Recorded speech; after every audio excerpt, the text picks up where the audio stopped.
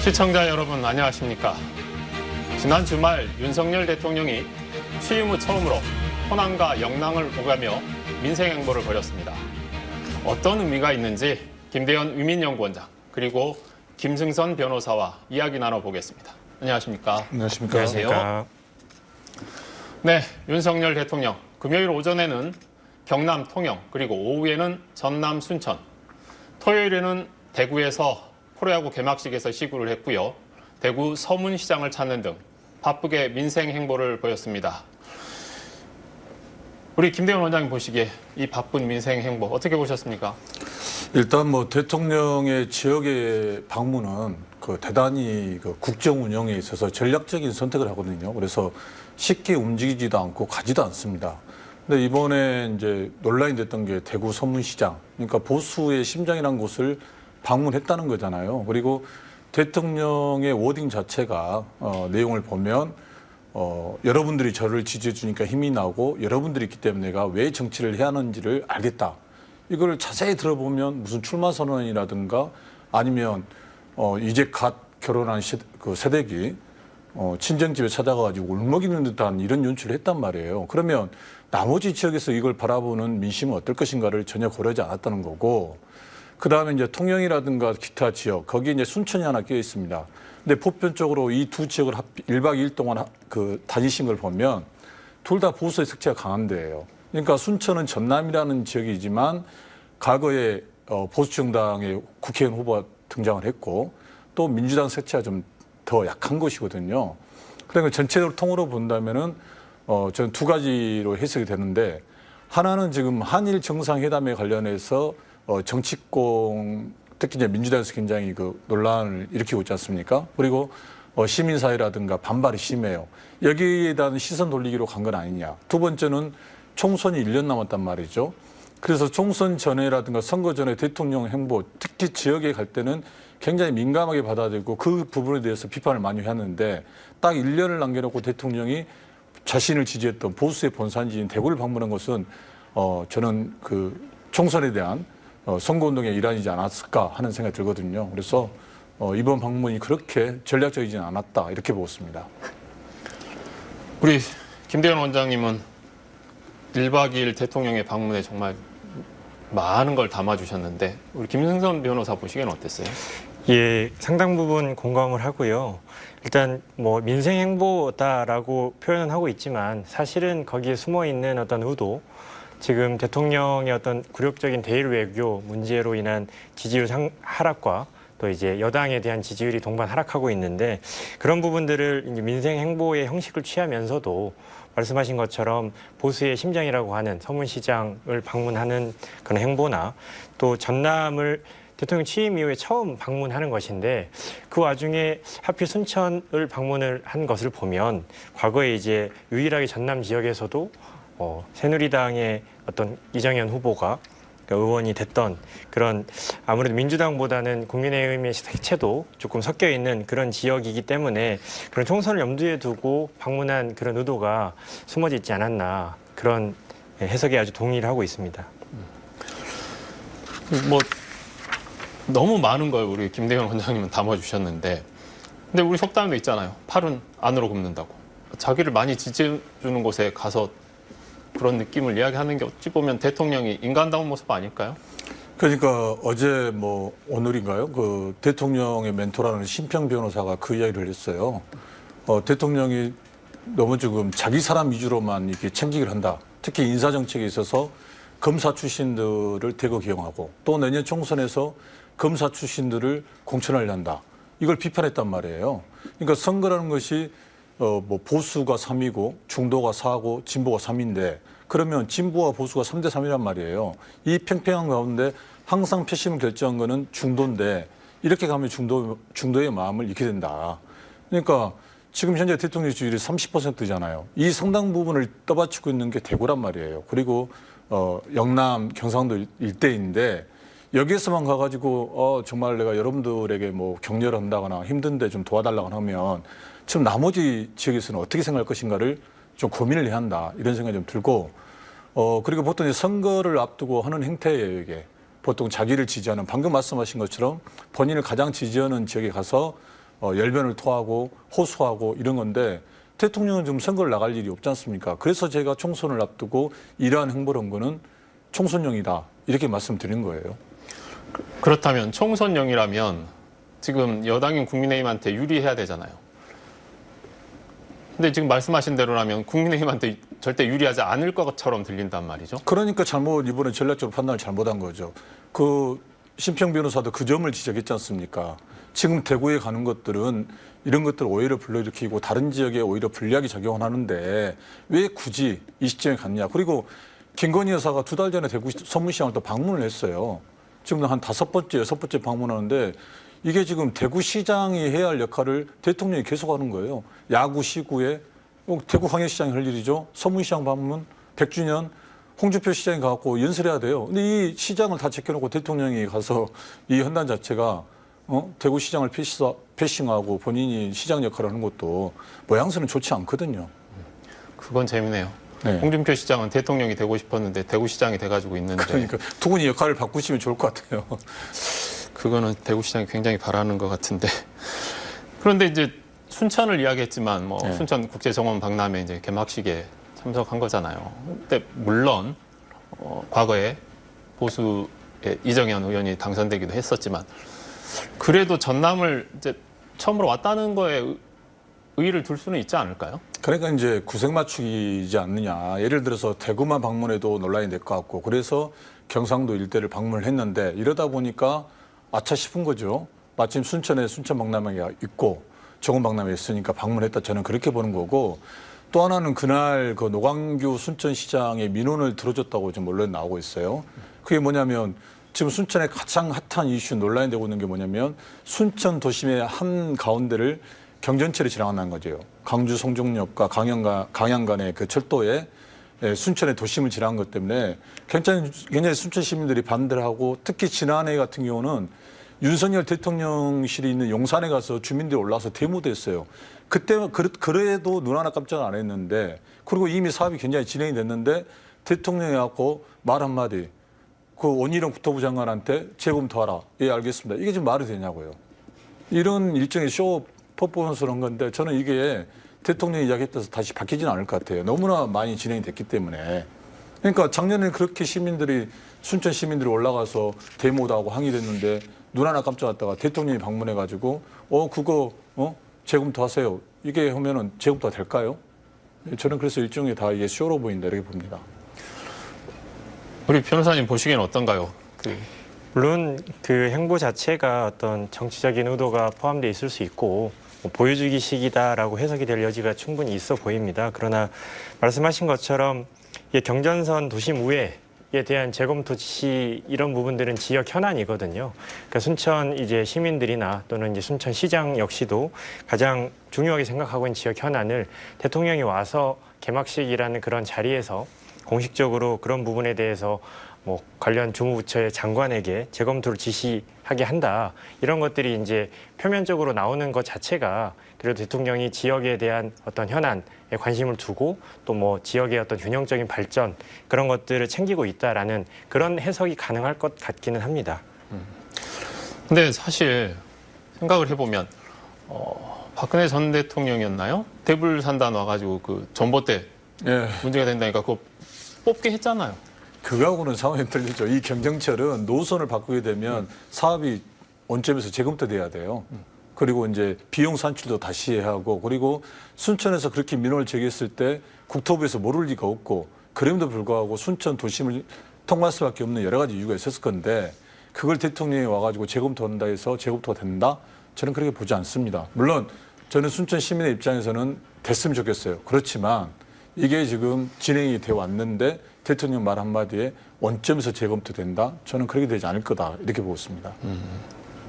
그러니까 말 그대로 진짜 보여주기식 그렇죠. 말도 안 채 끝날 거다. 그러고 보죠. 그리고 대통령이 그 부분에 대해서 충분히 숙지를 저는 안 했을 거라 봐요. 만약에 했다면 좀 더 많은 대화가 있었겠죠. 노광규 시장에게 왜 거기를 간통할 수밖에 없는가를 설명하고 그럼에도 불구하고 순천 시민이 원한다면 나는 이렇게 하겠다는 내용이 아무것도 없잖아요. 그냥 마치 대통령 임금님 그 행차 시에 뭐 하나 던지면 그렇게 하겠습니다. 이 이상의 워딩을 못 봤다. 그래서 더 저는 그 일종의 퍼포먼스 이벤트다 이렇게 보고 있습니다.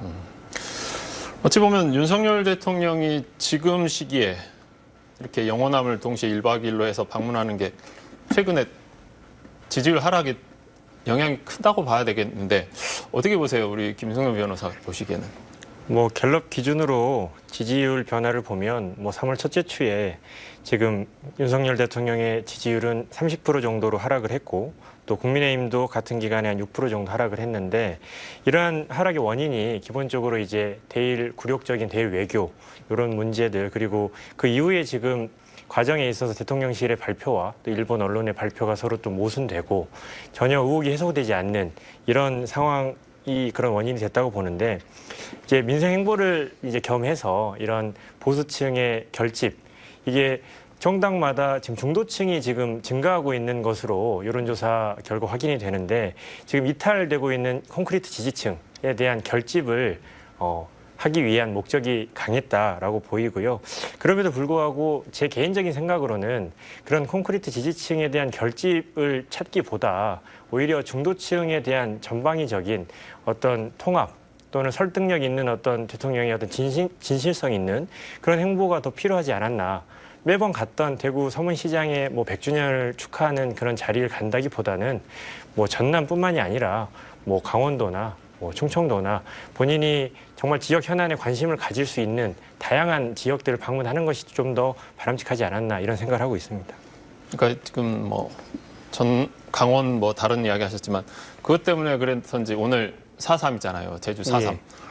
희생자 추념식에 대통령이 가지 않았어요. 그걸 가지고 대구 순천까지 갔는데 4.3 작년에 갔으니 올해도 갔으면 좋았을 걸 그런 얘기가 많더라고요. 예. 그 부분은 어떻게 생각을 하세요?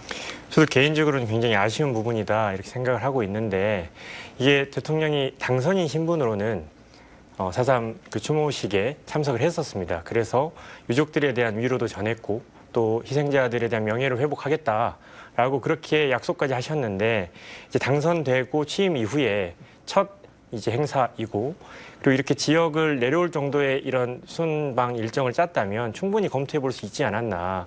그런데도 불구하고 외면했다는 것은 이게 매번 가는 게 부담스럽다 이런 핑계를 댈 문제가 아니고 지금 정치적으로 조금 이슈가 되고 있지 않습니까? 뭐 태영호 최고위원의 어떤 발언이라든지 역사적인 의식에 조금 문제가 있는 발언들이 여당 쪽에서 나오고 있는데 대통령이 적극적으로 이런 부분 수습을 하는 게 훨씬 더 좋은 모습이었다고 생각이 되지만 좀 소극적인 모습을 보인 게 아닌가. 조금은 정치적인 그런 이슈를 고려해서 방문하지 않은 것은 굉장히 조금 좀 부적절했다. 조금 아쉬운 부분이다. 이렇게 생각을 하고 있습니다.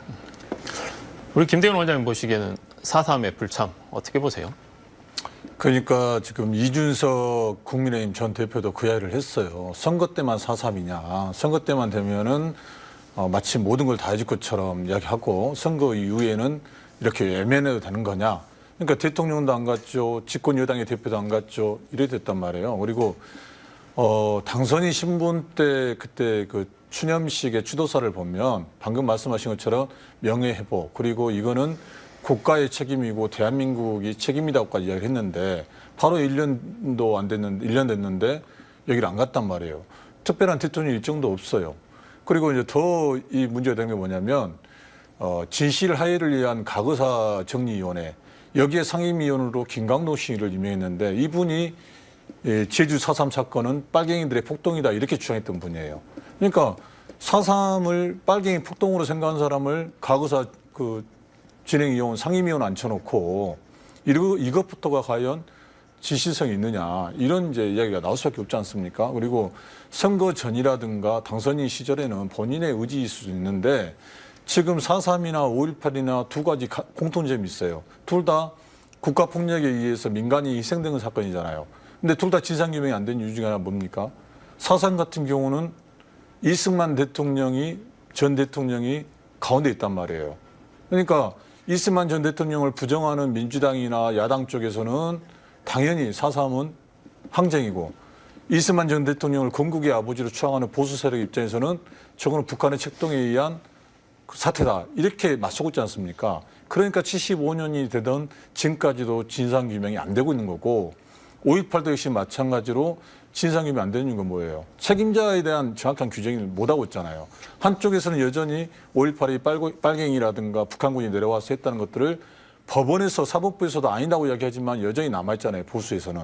그러다 보니까 대통령 입장에서는 본인이 보수의 표를 먹고 당선이 됐는데 이거를 제주도로 가자니 이제는 눈치가 보인 거예요. 그렇지 않아도 지지율이 지금 30%인데 당연히 눈치를 본 거죠. 저는 그래서 이 눈치 때문에 대통령도 안 가고 집권여당 대표인 김기현 대표도 안 가고 그렇지 않느냐 하는 생각이 좀 듭니다.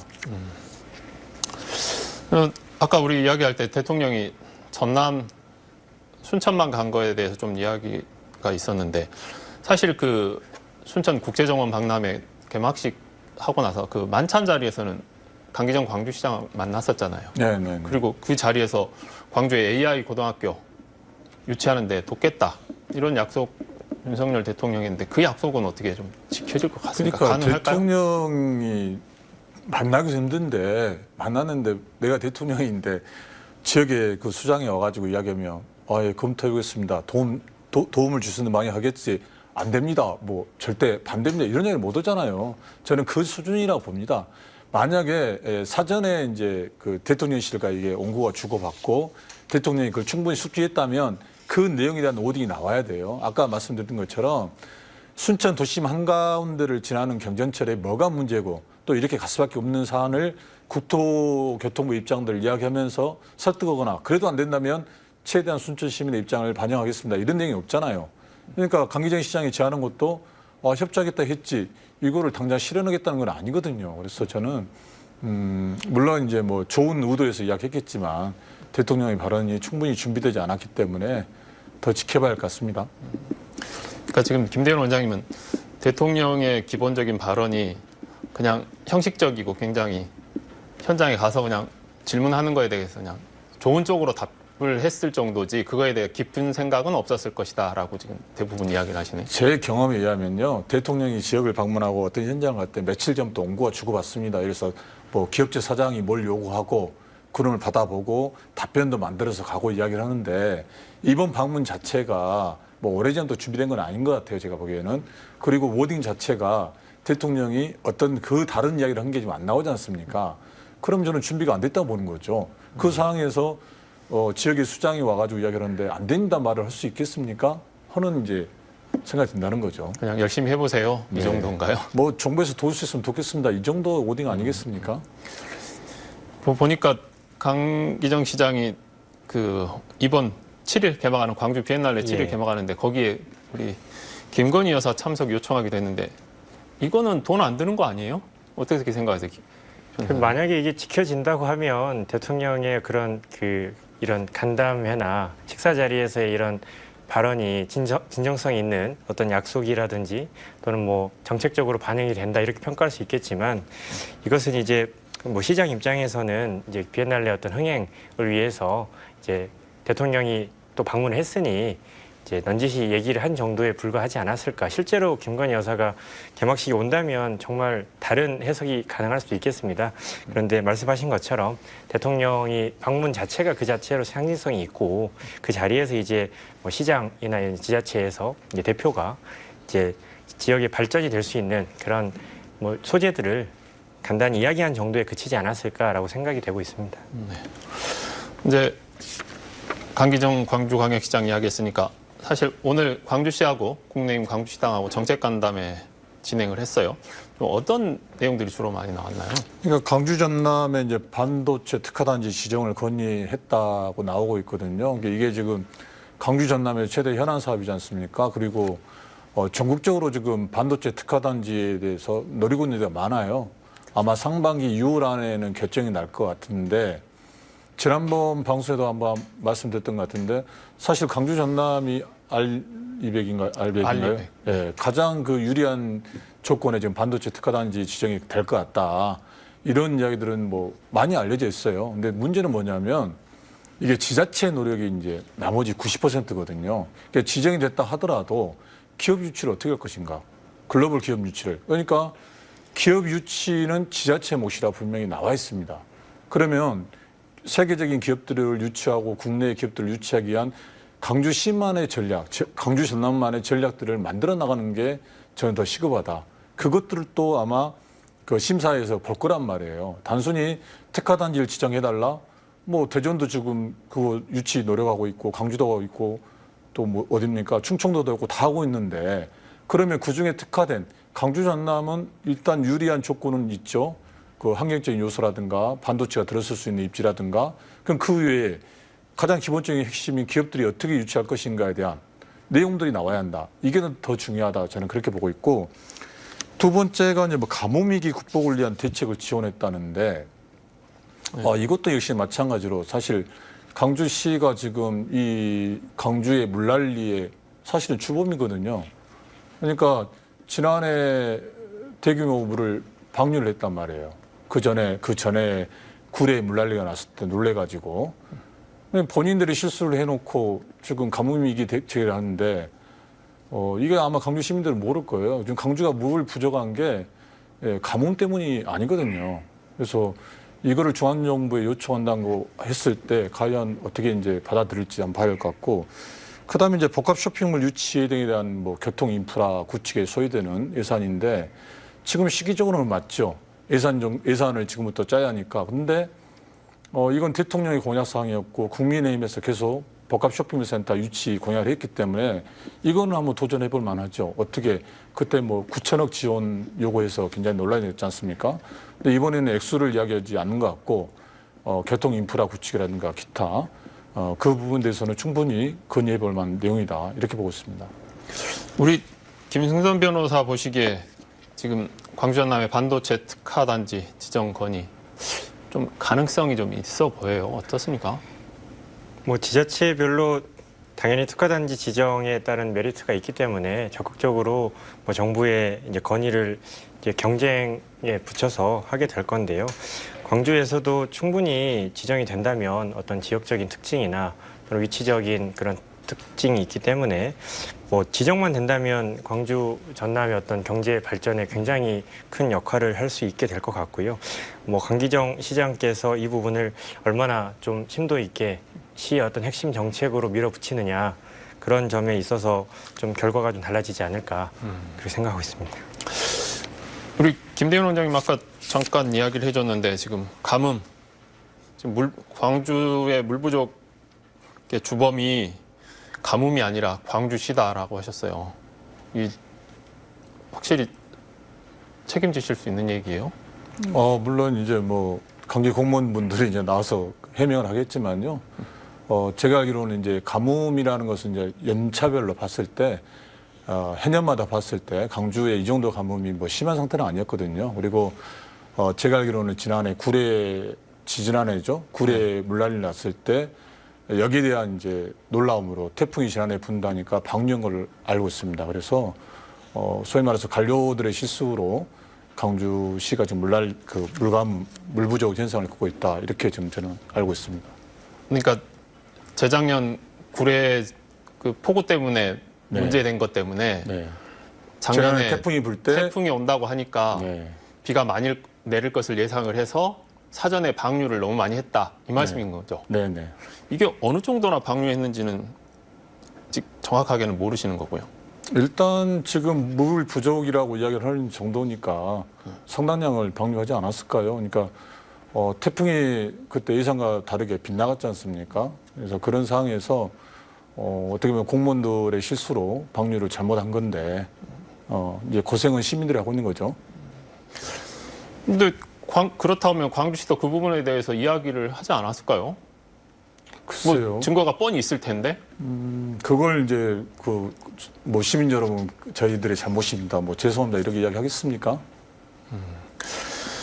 어찌됐든 지금 우리 김대현 원장님이 말씀하신 광주의 물 부족 주범이 가뭄이 아니라 광주시라는 얘기는 한번 확인이 분명히 필요할 것 같습니다.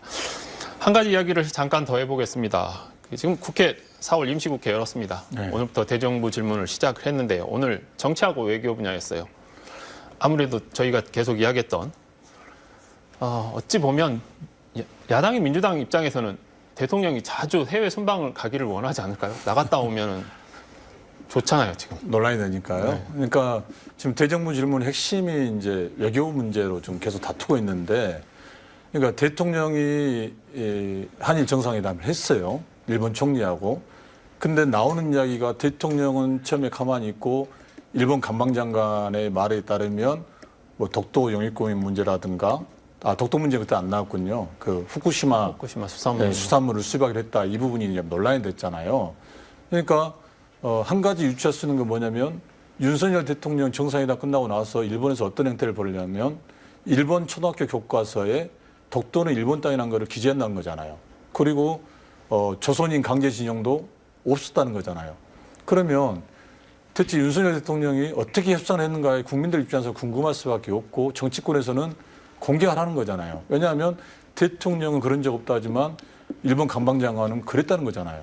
그래서 이 부분이 상당히 지금 논란이 될 것 같고 그래서 이제 국회에서 이 대정부 질문에서 지금 논란이 되고 있는 거고 민주당에서는 이 부분을 가지고 국정조사를 추진하겠다는 지금 그런 입장이거든요.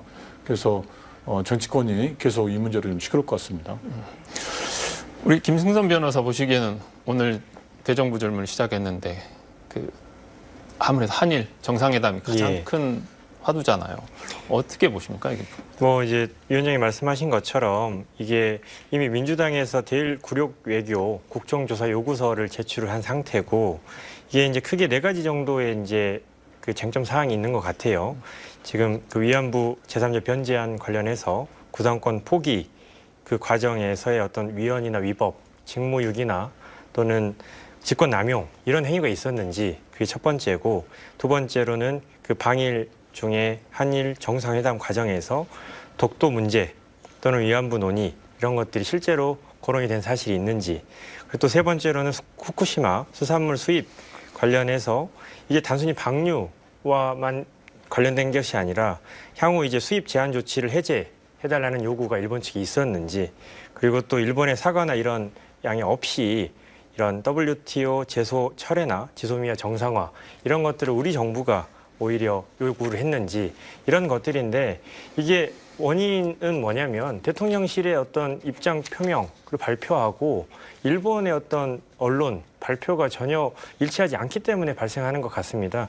이게 명확하게 어떤 회의가 있었고 그 회의에서 이런 주제가 다뤄졌는지 아니면 다뤄진 게 아닌지 명확하게 공개를 하고 발표할 수 있다면 이런 의혹이 없겠죠.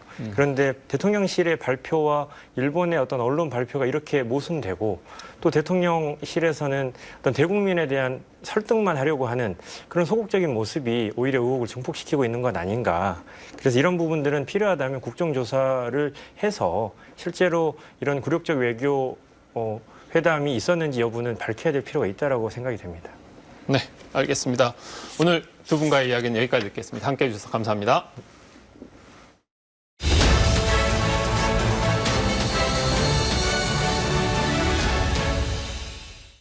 서울광역방송센터입니다. 2023년 4월 3일 오늘 제주 4.3 평화공원에선 제75주년 4.3 희생자 추념식이 열렸습니다. 여의도 초대석 박지원 전 국가정보원장과 함께 정치권 현안 얘기 해보겠습니다. 원장님 어서 오십시오. 네, 안녕하세요. 오늘 제75주년 4.3 희생자 추념식이 열렸다는 말 방금 전해 드렸는데 윤석열 대통령은 안 가시고 한덕수 총리가 대신 가셨고 국민의힘에서는 뭐 당대표도 안 가고 원내대표도 안 가고 그랬는데 민주당에서는 뭐 이재명 당대표랑 박홍근 원내대표 등 당 지도부가 다 갔는데 약간 대비가 됐는데 어떻게 보셨나요, 원장님은? 글쎄요, 윤석열 대통령께서 후보 때부터 4.3 사태의 진상규명과 네. 그 역사적 평가에 대해서 말씀하셨는데 네. 취임 첫 해 방문하지 않으신 것은 네. 4.3 유족들에게나 희생자들 네. 그리고 제주도민들에게 또 굉장히 옳지 않다 이런 생각을 하게 되는데요. 네. 특히 국민의힘에서 당대표나 원내대표도 가지 않고 원외 김병민 최고위원. 최고위원다고 하는 것은 너무 역사적 평가를 소홀히 하지 않는가 이런 생각을 갖습니다. 이게 말씀하신 대로 윤 대통령이 작년에 당선인 신분으로 4.3 추념식 가서 뭐 완전한 명예 회복을 위해 노력하겠다고 했는데 최근에 보면은 국민의힘 전대과정에서 태영호 최고위원이 뭐 김일성 지령이다 이런 얘기를 했고 또 누구죠? 김광동 진실화해위원장은 공산주의자 폭동이다 했고 오늘 추념식만 해도 뭐 약간 극우 성향 단체들이 좀 시끄럽게 하고 막 그런 게 있는데 좀 가셨으면은 메시지를 좀 이렇게 확실하게 줬으면 하는 뭐 그런 아쉬움도 있는 것 같은데요. 어떤가요? 글쎄요, 가셨어야 오른데 네. 대구 서문시장이 가면은 힘을 받고 새삼, 네. 4.3 거기에 가면 힘을 받지 못하는 모양이죠. 그렇지만은 역사를 네. 바로 세우는데 또 후보 때부터 그렇게 강조하셨다고 하면은 가시는 게 옳았다. 네. 그런 생각을 갖습니다. 알겠습니다. 12년 만에 미국 국빈 방문 이제 이번 달 말에 미국 가시는데 윤석열 대통령이 이게 방미 한미 정상회담 앞두고 뭐 의전비서관 외교비서관 날아가더니 이번에는 김성한 국가안보실장까지 뭐 이렇게 그만뒀는데 이거는 뭐 어떻게 보고 계신가요? 한미 정상회담은 네. 어떤 의미에서 보면은 우리의 외교, 네. 경제 가장 중요한 때 열리는 겁니다. 네. 그런데 한일 정상회담에 이어서 어쩐지 좀 불안하게 생각됩니다. 거기에 뭐 블랙핑크, 레이디 가가의 힘이 그렇게 셌는지 모르지만은 그 공연 때문에 대화가 잘 안 돼가지고 대한민국의 안보실, 네. 실장 등 개편이 되는 걸 보면은 우리 외교의 네. 민낯을 좀 보는 것 같아요. 민낯이라는 건 뭐 어떤 말씀이세요? 아니 그 공연 하나 가지고 외교 안보 라인이 전부 바뀐다고 하는 것은 그만큼 허약하지 않느냐 이런 생각을 갖게 됩니다. 그리고 이제 김성한 안보실장이 네. 물러간 후 어제도 그러한 보도가 있던데요. 네. 김성한 실장이 그 정보 공유를 김태호 1차장과 하지 않고 네. 외교부 관계자들, 즉 의전비서관, 네. 외교비서관만 했기 때문에 그 경질이 됐다라고 하는 것은 결국 네. 흔히 밖에서 얘기하는 대로 김태호 1차장과 권력투쟁에서 밀린 것 아닌가 네. 하는 생각도 하고 특히 이번 공연은 질 바이든 여사가 네. 요구를 했기 때문에 김건희 여사 측에서 뭐가 펑크가 났지 않는가 이런 말도 있어서 그 지금 여의도에 돌아다니는 루머들이 현실적으로 나올 것 같습니다. 아니 근데 이게 잘 저는 이해가 안 되는데 블랙핑크 뭐 공연 한 해 만에 그거 보고 누락 정도를 가지고 뭐 제가 이번에 처음 알았는데 의전서열이 국가안보실장이 뭐 국정원장 다음 15위던데 비서실장보다 높던데 이게 날아갈 사안인가요? 어떤 건가요? 글쎄요, 그러니까 그게 네. 외교안보 라인이 우리나라에서 얼마나 중요한 위치에 있습니까? 지금 대북 관계만 해도 엄청나게 어렵고 네. 한일, 미국 그리고 중국 등 네. 이런 외교가 산적돼 있는데 블랙핑크 공연 가지고 쫓겨나 버렸다 하는 것은 참 넌센스죠. 그런데 우리가 대개 보면은 네. 서부 영화에서도 뒤에다 대고는 총을 안 쏩니다. 네. 우리나라도 물러간 사람을 저렇게 매도하는 것은 부관 잠시다 해서 금기하는데 저렇게 뭐 공유를 네. 김태호 차장과 하지 않아서 물러갔다 이런 얘기가 나오는 것은 좀 도덕적으로도 옳지 않다고 생각합니다. 그 말씀하신 권력 갈등설, 뭐 암투설 이른바 이런 게 있었다고 보시는 건가요? 아니면- 지금 현재 보도가 되는 걸 보면은 네. 권력 암투설 그리고 이제 블랙핑크 레이디 가가의 공연 관계로 질 바이든 여사가 요구를 했기 때문에 김건희 여사가 관계가 있지 않느냐 이런 얘기가 나오기 때문에 네. 아직도 구체적인 것은 부중궁궐에서 일어난 일이라 모르지만은 곧 밝혀질 거예요. 김건희 여사 이름은 왜 나오는 어떤 맥락에서 나오는 건가요? 아무래도 김건희 여사가 파워가 있고 또 그러한 행사에도 네. 많은 간섭을 하는 것이 사실 아니에요? 그렇기 때문에 또 상대 파트너가 네. 질 바이든 미국의 영부인이라고 하면은 네. 우리 영부인과 그러한 얘기를 했을 것 아니냐. 여기에서부터 파생되는 것 같고 혹시 영부인을 무시했기 때문에 네. 그 인사가 이루어졌지 않느냐 이런 얘기도 나오지만은 아직까지 확인된 건 없습니다. 이게 지금 김태효 안보실 1차장이 지금 외교를 담당을 하는데 지금 문재인 정권 때는 그 안보실 1차장이 국방을 담당하고 2차장이 외교를 했었는데 그렇죠. 예, 네. 지금 이제 이 정권 들어와서는 1차장이 외교를 담당을 하고 그다음에 1차장이 NSC 사무처장을 겸임을 해서 국방, 외교, 안보 이거를 다 이른바 몰빵을 해준 모양새가 되는데 뭐 그래서 약간 의견 차이를 보이다 김성환 실장이 튕겨난 거 아니냐 이런 얘기도 있는데 그렇게 봐도 되는 건가요? 어떤 지금 건가요? 누가 뭐라 해도 네. 외교안보 실은 네. 김태호 1차장이 실세다. 그러니까 지금 김성환 실장이 김태호 1차장과 블랙핑크 공연에 대해서 공유를 하지 않고 외교부 쪽 라인만 네. 공유를 했기 때문에 해임이 됐다. 이런 얘기가 나오잖아요. 그래서 네. 저는 김태호 1차장은 거듭 말씀드리지만 MB 때 그러한 실패를 많이 해서 네. 책임지고 쫓겨난 사람입니다. 그런데 다시 중용해가지고 친일, 친미, 강북 이런 정책을 쓰는 걸 보면은 좀 어려움이 많다 이렇게 봅니다. 지금 김성환 실장이 윤석열 대통령이랑 대광초등학교 동창인데 그 물러난 당일 윤 대통령이 뭐 서울 모처에서 위로 만찬을 밤 늦게까지 해줬다고 하는데 그럴 수도 있는 건데 네. 대통령께서 그렇게 오랜 밤늦도록 네. 시내 모처에서 그러한 식사 행사를 했다 하는 것도 저는 대통령으로서 바람직하지 못하다. 지금 대통령께서 네. 술을 많이 마신다 하는 얘기가 회자되고 있지 않습니까? 그런데 그러한 얘기도 나오는 것은 물론 할 수는 있지만은 꼭 대통령실에서 그러한 것을 밝혀야 되는가? 저는 그 문제에 대해서도 좀 대통령실이 네. 옳게 일을 하지 못하고 있다. 이렇게 생각을 합니다.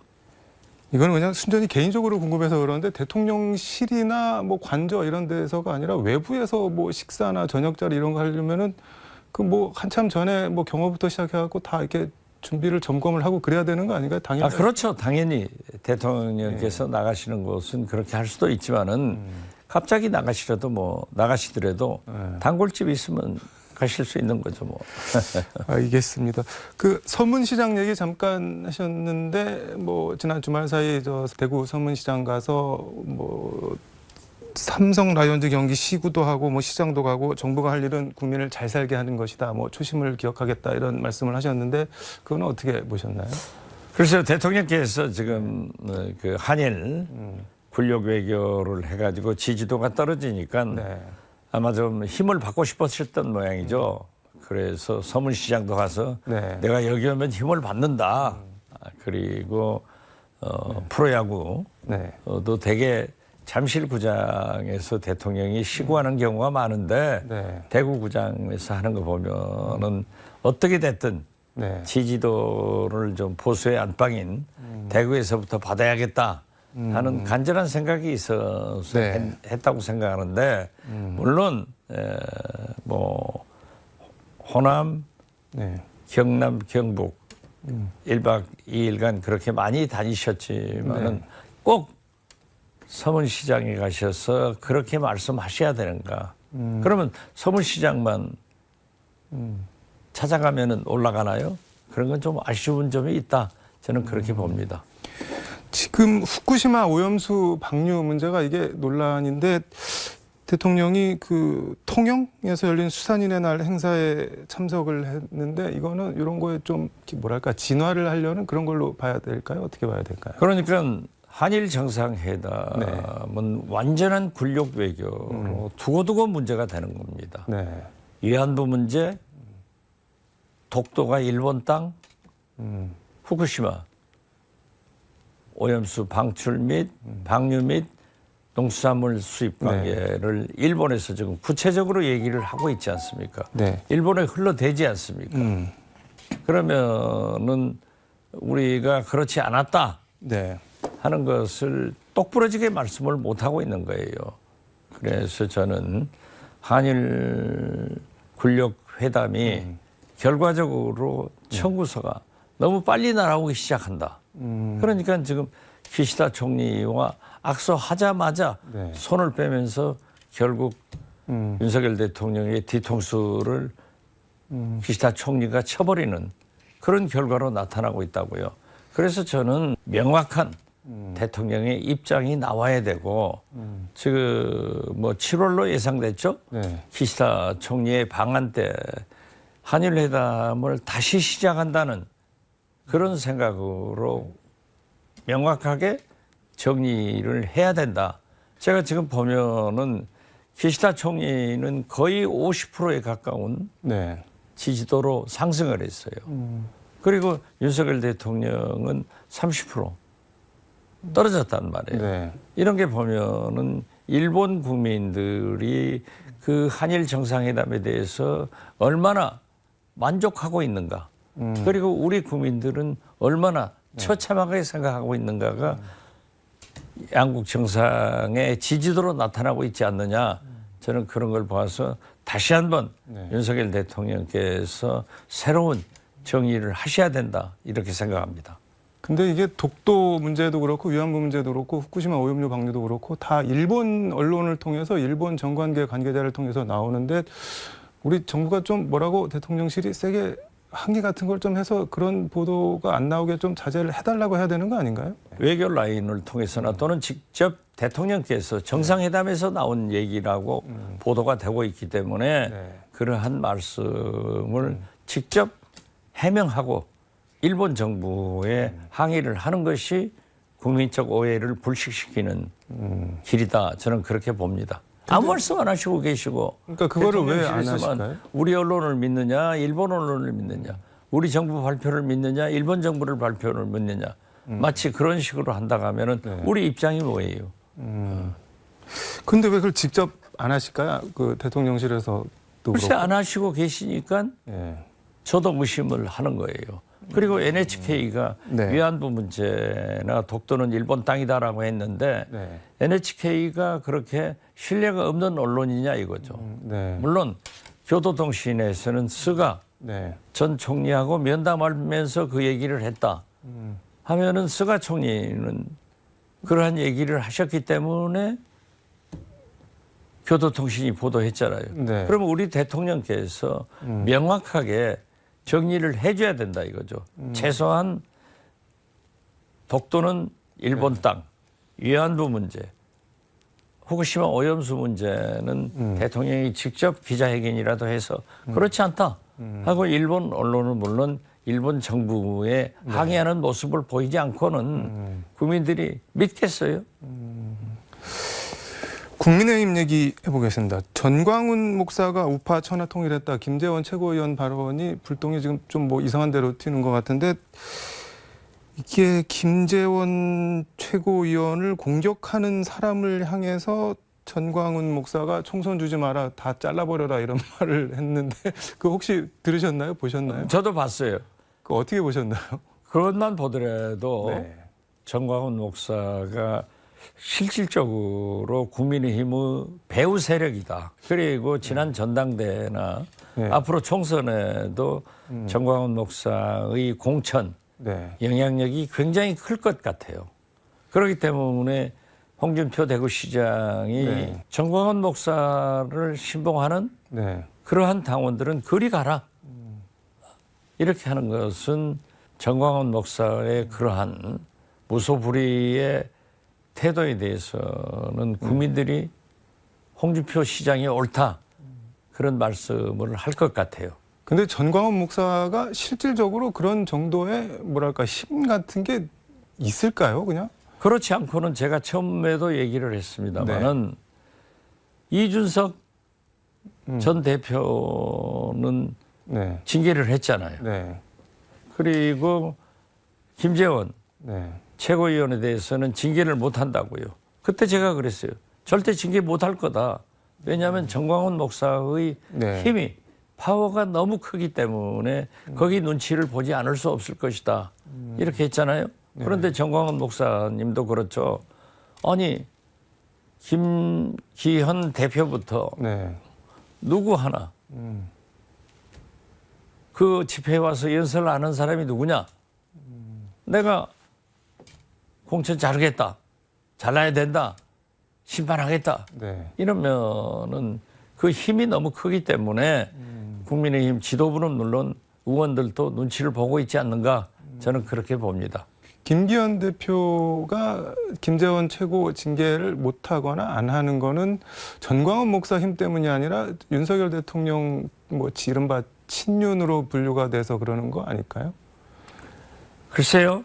아무리 친윤이래도 네. 지금 현재 그것 때문에 얼마나 많은 국민적 네. 그런 비난이 있고 또 정광훈 목사님에 대해서는 네. 기독교계에서도 상당한 문제가 있지 않습니까? 네. 그리고 목사님이 그렇게 아무리 하나님의 말씀을 따라서 한다고 하지만은 하나님도 그렇게 욕설, 정치에 개입하는 것을 영적 지시는 하지 않을 것으로 봅니다.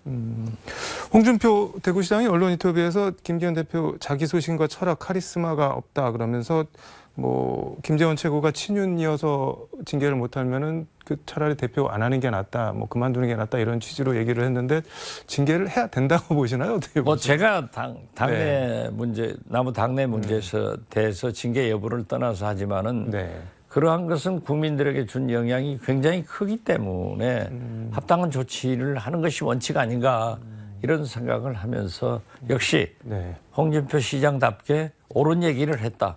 저는 그렇게 생각을 합니다. 알겠습니다. 오늘 말씀 여기까지 듣도록 하겠습니다. 고맙습니다. 네, 감사합니다.